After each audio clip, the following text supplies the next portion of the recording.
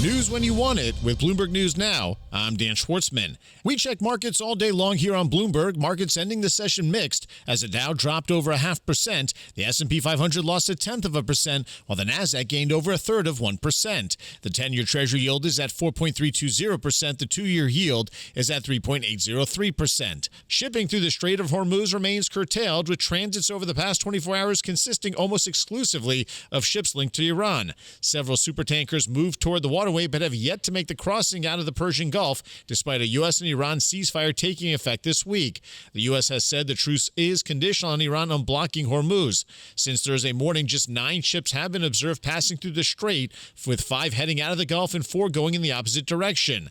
Ahead of the Pakistan talks, President Trump is making new threats over the strait. Bloomberg's Tyler Kendall has more on that from Washington. Just the fact that the negotiations are happening and getting off the ground is considered to be a success, at least at this moment, after we saw that potential roadblock yesterday over Israel's front in Lebanon. The thing is, there are just still such big differences between the two sides, as the vice president here is saying that President Trump has given them clear guidelines. President Trump has previously outlined that the U.S. wants to see no Iranian nuclear enrichment in a potential deal. That's Bloomberg's Tyler Kendall.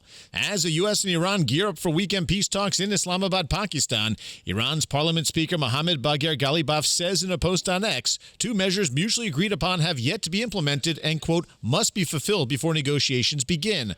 The 2 measures are a ceasefire in Lebanon and a, quote, release of Iran's blocked assets prior to the commencement of negotiations. Meanwhile, President Trump says that U.S. warships are being reloaded with ammunition to resume strikes on Iran in case peace talks in Pakistan fail. That's according to a New York Post report citing a Friday phone interview with Trump. Republican Congresswoman Nicole Malliotakis says she believes President Trump will be successful in the negotiations. We have faith in the president's negotiating ability here. We've seen the decimation of so much of Iran's capabilities, but we need to make sure that Iran is removed as a threat. I have faith that we'll be able to get a good outcome. That's Republican Congresswoman Nicole Malliotakis commenting on Bloomberg's Balance of Power.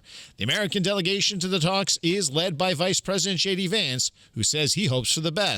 We're looking forward to the negotiation. I think it's going to be positive. We'll, of course, see, as the President of the United States said, if the Iranians are willing to negotiate in good faith, we're certainly willing to extend the open hand. If they're going to try to play us, then they're going to find that the negotiating team is not that receptive. So we're going to try to have a positive negotiation. The President has gave us some pretty clear guidelines, and we're going to see. That's Vice President Vance speaking to reporters before boarding his plane to Pakistan. Direct talks between Israel and Lebanon set for next week in Washington will be preparatory at the ambassador level. Israeli Prime Minister Benjamin Netanyahu saying Thursday that the negotiations will be focused on disarming Hezbollah.